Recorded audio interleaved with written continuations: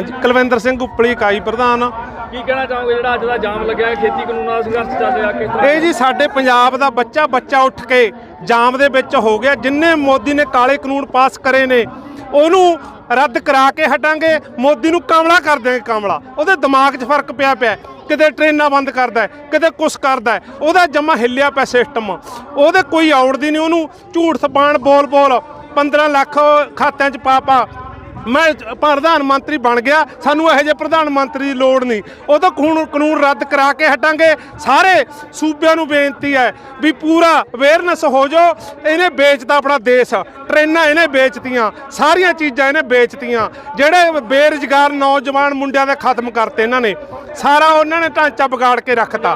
सियासी पार्टियां भी आपदे प्रोग्राम लीक रही ने किसानां दे बराबर। की इहनूं किस तरह देखदे हो? वो भी सानू 73 साल हो गए उन्हां नूं लोड़दे नूं, झूठ सपाण बोलदे नूं। ਅਸੀਂ ਉਹਨਾਂ ਦੇ ਲੱਗੇ ਸੀ ਪਿੱਛੇ 73 ਸਾਲ ਹੋ ਗਏ ਸਾਨੂੰ ਲੱਗਿਆ ਨੂੰ, ਪਰ ਉਹਨਾਂ ਨੇ ਸਾਡਾ ਭੱਠਾ ਬਹਾ ਕੇ ਰੱਖਤਾ ਕਰ ਸੈਨ।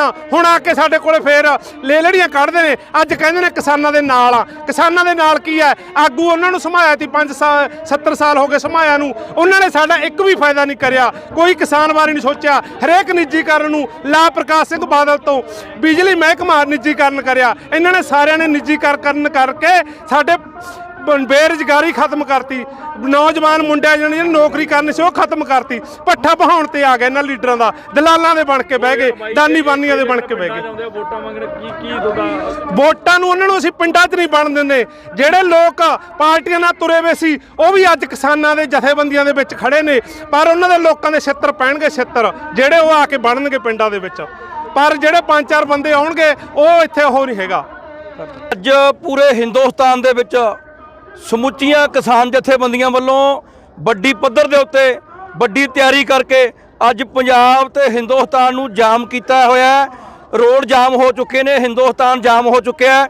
ਜਿਵੇਂ ਇੱਕ ਪਾਸੇ ਕਣਕ ਦੀ ਬਿਜਾਈ ਹੋ ਰਹੀ ਹੈ, ਝੋਨਾ ਮੰਡੀਆਂ ਦੇ ਵਿੱਚ ਹੈ, ਲੋਕ ਜਿਹੜੇ ਵੱਡੀ ਪੱਧਰ ਤੇ ਆਪਦੇ ਕੰਮਾਂ 'ਚ ਵੀ ਜੁਟੇ ਹੋਏ ਨੇ।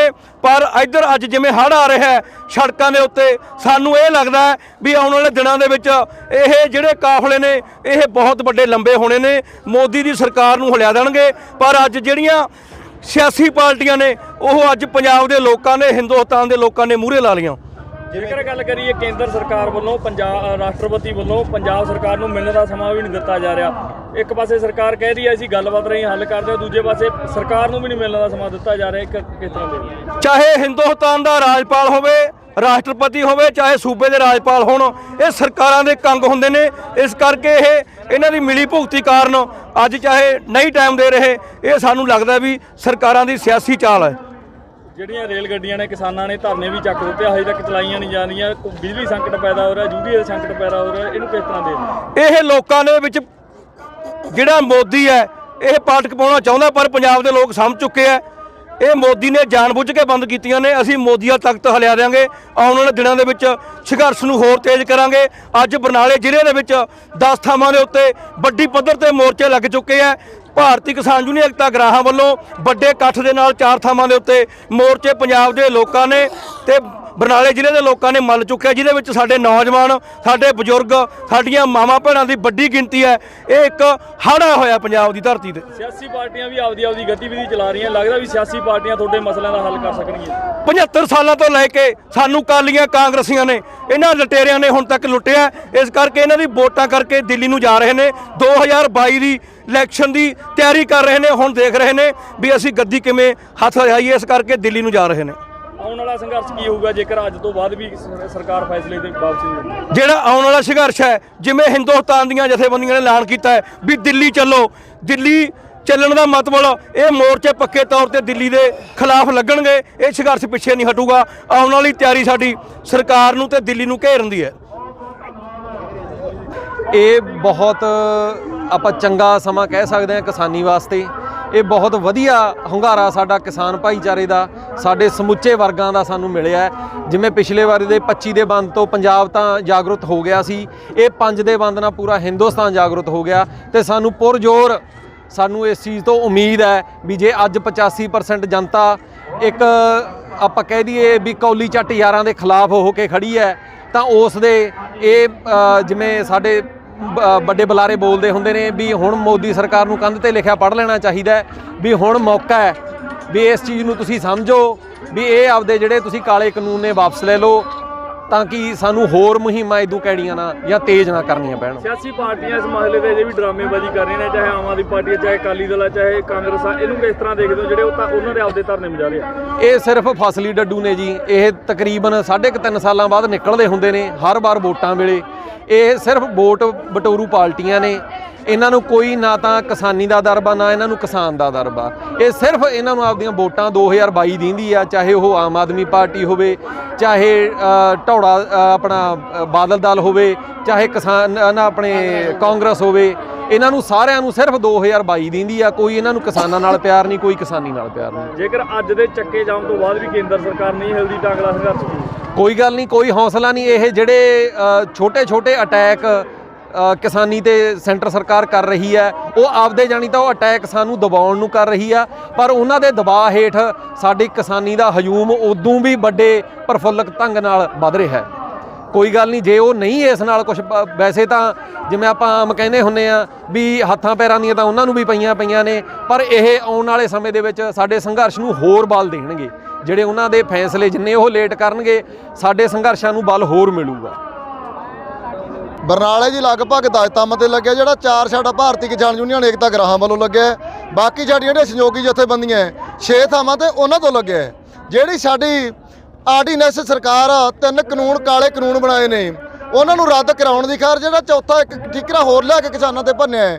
ਕਿਸਾਨਾਂ ਨੂੰ ਪੁੱਠੇ ਲਟਕਾਉਣ ਦੀ ਗੱਲ ਕਰੀ ਹੈ ਵੀ ਕਰੋੜ ਰੁਪਇਆ ਜੁਰਮਾਨਾ, 3 ਸਾਲ ਦੀ 3 ਤੋਂ ਲੈ ਕੇ 5 ਸਾਲ ਦੀ ਕੈਦ। ਇਹ ਅਸੀਂ ਕਾਨੂੰਨ ਸਰਕਾਰ ਦੇ ਬਰਦਾਸ਼ਤ ਨਹੀਂ ਕਰਦੇ।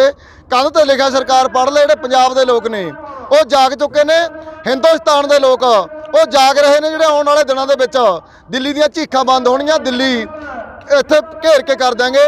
ਇਸ ਕਰਕੇ ਅਸੀਂ ਅੱਜ ਮੋਦੀ ਸਾਹਿਬ ਨੂੰ ਕਹਿ ਰਹੇ ਹਾਂ ਵੀ ਕੰਧ ਤੇ ਲਿਖਿਆ ਪੜ੍ਹ ਲੈ, ਜਿਹੜੇ ਕਾਲੇ ਕਾਨੂੰਨ ਨੇ ਵਾਪਸ ਲੈ ਲੈ। ਅੱਜ ਦੇ ਜਾਮ ਦਾ ਕਿਹੋ ਜਿਹਾ ਅਸਰ ਦੇਖਣ ਨੂੰ ਹੈ? ਕਿੰਨੀ ਕੁ ਵੱਡੀ ਗਿਣਤੀ ਵਿੱਚ ਜਿਹੜੇ ਲੋਕ ਇਸ ਜਾਮ ਦੇ ਵਿੱਚ ਜਿਹੜੀ ਗੱਲ ਅੱਜ ਅਸੀਂ ਪੰਜਾਬ ਦੇ ਚੁੱਲ੍ਹੇ ਤੇ ਪਹੁੰਚਾਉਣ 'ਚ ਕਾਮਯਾਬ ਹੋਏ ਹਾਂ। ਵੱਡੀ ਗਿਣਤੀ ਸਾਡੀਆਂ ਮਾਵਾਂ ਭੈਣਾਂ, ਸਾਡੇ ਨੌਜਵਾਨ, ਸਾਡੇ ਬੱਚੇ, ਸਮੁੱਚਾ ਲੋਕ ਅੱਜ ਆ ਕੇ ਆਮ ਮੁਹਾਰੇ ਅੱਜ ਜਾਮ ਲਾ ਰਹੇ ਨੇ। ਚਾਹੇ ਕੋਈ ਆੜ੍ਹਤੀਆ ਵਰਗ ਹੈ, ਚਾਹੇ ਕੋਈ ਵਪਾਰ ਮੰਡਲ ਹੈ। ਅੱਜ ਬਹੁਤ ਭਰਮਾ ਸਹਿਯੋਗ ਸਾਨੂੰ ਲੋਕਾਂ 'ਚੋਂ ਮਿਲ ਰਿਹਾ ਹੈ। ਅਸੀਂ ਆਪਦੀ ਗੱਲ ਦੱਸਣ 'ਚ ਲੋਕਾਂ ਨੂੰ ਕਾਮਯਾਬ ਹੋਏ ਹਾਂ। ਸਿਆਸੀ ਪਾਰਟੀਆਂ ਦੀ ਗੱਲ ਕਰੀਏ, ਸਿਆਸੀ ਪਾਰਟੀਆਂ ਧਰਨੇ ਮੁਜ਼ਾਹਰੇ ਆਪਦੇ ਪੱਧਰ ਤੇ ਕਰ ਰਹੀਆਂ। ਆਮ ਆਦਮੀ ਪਾਰਟੀ ਚੰਡੀਗੜ੍ਹ ਫਿਰਦੀ ਹੈ, ਕਾਂਗਰਸ ਪਾਰਟੀ ਕੱਲ ਦਿੱਲੀ ਧਰਨਾ ਦੇ ਗਈ ਹੈ। ਇਹਨਾਂ ਨੂੰ ਕਿਸ ਤਰ੍ਹਾਂ ਦੇ ਲੱਗਦਾ ਵੀ ਛੋਟੇ ਹੱਲ ਕਰਨਗੇ ਇਹ ਮਸਲੇ? ਬਾਈ 2022 ਨੂੰ ਲੈ ਕੇ ਚੱਲੀਆਂ ਨੇ ਇਹ ਵੀਰੇ। ਬਰਸਾਤ ਪਈ ਤੋਂ ਡੱਡੂ ਨਿਕਲਦੇ ਨੇ। ਅੱਜ ਉਹ ਡੱਡੂ ਨੇ ਜਿਹੜਾ ਡਰਿਆਂ ਕਰਦੇ ਫਿਰਦੇ ਨੇ, ਡੱਡੂਆਂ ਦਾ ਕੰਮ ਤੀ ਇੱਕ ਤਾਂ ਜੱਜ ਕੇ ਬੈਠਣਾ। 1 ਘੰਟੇ ਪੱਧਰੀ ਹੱਲ ਹੋਣ ਵਾਲੇ ਨਹੀਂ ਕੈਪਟਨ ਮਨਿੰਦਰ। 1 ਘੰਟੇ ਦਾ ਦਿੱਲੀ ਦੇ ਵਿੱਚ ਡਰਾਮਾ ਕਰਕੇ, ਡਰਾਮਿਆਂ ਦੇ ਨਾਲ ਇਹ ਆਏ ਨਹੀਂ ਆਰਡੀਨੈਂਸ ਵਾਪਸ ਹੋਣੇ, ਕਾਨੂੰਨ ਵਾਪਸ ਨਹੀਂ ਹੋਣੇ। ਇਹ ਲਗਾਤਾਰ ਮੋਦੀ ਦੇ ਬਾਰ 'ਚ ਬਹਿੰਦਾ। ਫਿਰ ਅਸੀਂ ਮੰਨ ਲੈਂਦੇ ਵੀ ਕਾਂਗਰਸ ਪਾਰਟੀ ਹੈ ਜਿਹੜੀ ਅੱਜ ਲੋਕਾਂ ਦੇ ਨਾਲ ਖੜੀ ਹੈ। ਇਹ ਤਾਂ ਖੇਖਣ ਆ ਕੇ ਪੰਜਾਬ 'ਚ ਕਰਦੇ ਨੇ। ਰਾਹੁਲ ਗਾਂਧੀ ਪੰਜਾਬ 'ਚ ਆ ਕੇ ਟਰੈਕਟਰ ਚਲਾ ਕੇ ਗਿਆ। ਉਹ ਚੀਜ਼ਾਂ ਨਹੀਂ ਛੱਤੋਂ ਬਰਦਾਸ਼ਤ ਹੋਣੀਆਂ। ਇਹ ਲੋਕਾਂ ਦੇ ਡਰਾਮੇ ਕਰਕੇ ਇਹ 2022 'ਚ ਉਹ ਲੋਕਾਂ ਦੀਆਂ ਵੋਟਾਂ ਮੁੱਛਣੀਆਂ ਚਾਹੁੰਦੇ ਨੇ। कौन जीत रहा है बिहार? किसकी बनेगी सरकार? 15 साल लालू प्रसाद, 15 साल नीतीश कुमार। किससे आई बिहार में बहार? कौन है सीएम की कुर्सी का हकदार? कितनी सीटों पर जीत रही है ओवैसी की पार्टी? छोटे छोटे दलों से क्या फर्क पड़ रहा है वोट पर? दिखाएंगे हर खबर, हर समाचार, पेश करेंगे हर सीट का सर्वे, बताएंगे पब्लिक का मूड, दिग्गजों की सीट पर रखेंगे बारीक नजर।